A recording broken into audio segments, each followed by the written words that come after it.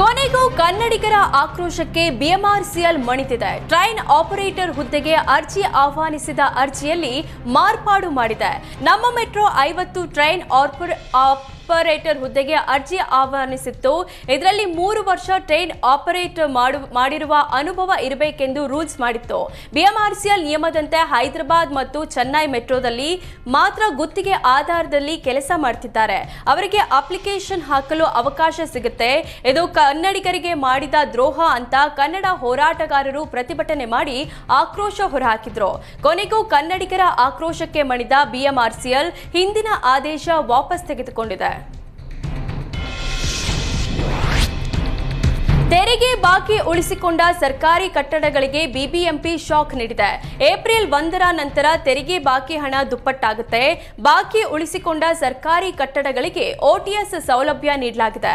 One time settlement ಯೋಜನೆಯಡಿ ಬಾಕಿ ತೆರಿಗೆ ಪಾವತಿಸಲು ಸರ್ಕಾರಿ ಕಟ್ಟಡಗಳಿಗೆ ಅವಕಾಶ ನೀಡಲು ಬಿಬಿಎಂಪಿ ಸಿದ್ಧತೆ ನಡೆಸಿದೆ.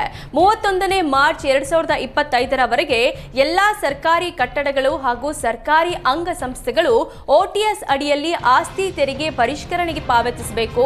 2019-20ನೇ ಸಾಲಿನಿಂದ ಬಾಕಿ ಇದ್ದಲ್ಲಿ ಶೂನ್ಯ ಬಡ್ಡಿ ಹಾಗೂ ₹100 ದಂಡ ಶುಲ್ಕ ಪಾವತಿಸೋದ್ರೊಂದಿಗೆ ಓಟಿಎಸ್ ಸೌಲಭ್ಯವನ್ನ ಪಡೆದುಕೊಳ್ಳಬಹುದು. ಎಲ್ಲಾ ಸರ್ಕಾರಿ ಕಟ್ಟಡಗಳು ಹಾಗೂ ಸರ್ಕಾರಿ ಅಂಗಸಂಸ್ಥೆಗಳು ಇದರ ಸದುಪಯೋಗವನ್ನ ಪಡೆದುಕೊಳ್ಳುವಂತೆ ಮುಖ್ಯ ಆಯುಕ್ತರು ಮನವಿ ಮಾಡಿದ್ದಾರೆ.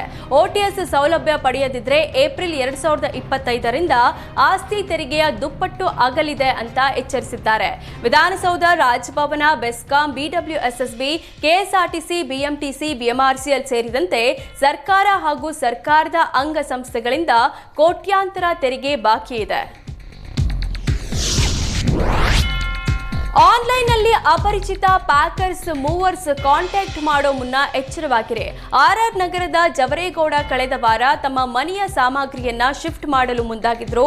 ಆನ್ಲೈನ್ನಲ್ಲಿ ಮಾರುತಿ ಪ್ಯಾಕರ್ಸ್ ಮೂವರ್ಸ್ನ ಕಾಂಟ್ಯಾಕ್ಟ್ ಮಾಡಿದ್ರು. ಮನೆ ಸಾಮಗ್ರಿ ಶಿಫ್ಟ್ ಮಾಡಲು ಬಂದಿದ್ದ ಆರೋಪಿ ವೆಂಕಟೇಶ್ ಮನೆ ಸಾಮಗ್ರಿ ಶಿಫ್ಟ್ ಮಾಡೋ ವೇಳೆ 8 ಲಕ್ಷ ಮೌಲ್ಯದ ಚಿನ್ನದ ಸರ ಬಳೆಗಳನ್ನ ಎಗರಿಸಿದ್ದಾನೆ. ಈ ಸಂಬಂಧ ಆರ್ಆರ್ ನಗರ ಠಾಣೆಗೆ ಜವರೇಗೌಡ ದೂರು ನೀಡಿದ್ರು. ದೂರು ದಾಖಲಾಗಿ 24 ಗಂಟೆಗಳ ಒಳಗಾಗಿ ಆರೋಪಿ ವೆಂಕಟೇಶ್ನನ್ನ ಬಂಧಿಸಿದ ಪೊಲೀಸರು ಚಿನ್ನಾಭರಣ ವಶಕ್ಕೆ ಪಡೆದಿದ್ದಾರೆ. ಬೆಂಗಳೂರು ಗ್ರಾಮಾಂತರ ಜಿಲ್ಲೆಯ ದೊಡ್ಡಬಳ್ಳಾಪುರ ತಾಲೂಕಿನ ಗ್ರಾಮನಹಳ್ಳಿಯಲ್ಲಿರುವ ಪ್ರಸಿದ್ಧ ಗುಟ್ಟೆ ಲಕ್ಷ್ಮೀ ನರಸಿಂಹಸ್ವಾಮಿಯ ಮೊದಲ ವರ್ಷದ ರಥೋತ್ಸವ ವಿಜೃಂಭಣೆಯಿಂದ ನಡೆಯಿತು. ಶ್ರೀ ಲಕ್ಷ್ಮೀ ನರಸಿಂಹ ಸ್ವಾಮಿಯ ಉತ್ಸವ ಮೂರ್ತಿ ಹೊತ್ತ ರಥವನ್ನ ಜಯಘೋಷಗಳೊಂದಿಗೆ ದೇವಾಲಯದ ಸುತ್ತ ಪ್ರದಕ್ಷಿಣೆ ಹಾಕಿ ಸ್ವಸ್ಥಾನಕ್ಕೆ ತಂದು ನಿಲ್ಲಿಸಲಾಯಿತು. 2 ರಥೋತ್ಸವ ವೇಳೆ ಭಕ್ತರು ಬಾಳೆಹಣ್ಣು ದವನ ಸಮರ್ಪಿಸಿ ಭಕ್ತಿ ಮೆರೆದ್ರು. ಉಳಿದಂತೆ ಡೊಳ್ಳು ಕುಣಿತ, ಕೀಲು ಕುದುರೆ, ಕಂಸಾಳೆ ನೃತ್ಯ ನೋಡುಗರ ಕಣ್ಮನ ಸೆಳೆಯಿತು. ಇದೇ ಮೊದಲ ಬಾರಿಗೆ ನಡೆದ ರಥೋತ್ಸವ ಕಾರ್ಯಕ್ರಮಕ್ಕೆ ಸುತ್ತಮುತ್ತಲ ಗ್ರಾಮಗಳಿಂದ ಸಾವಿರಾರು ಸಂಖ್ಯೆಯಲ್ಲಿ ಭಕ್ತರು ಭಾಗಿಯಾಗಿದ್ದರು.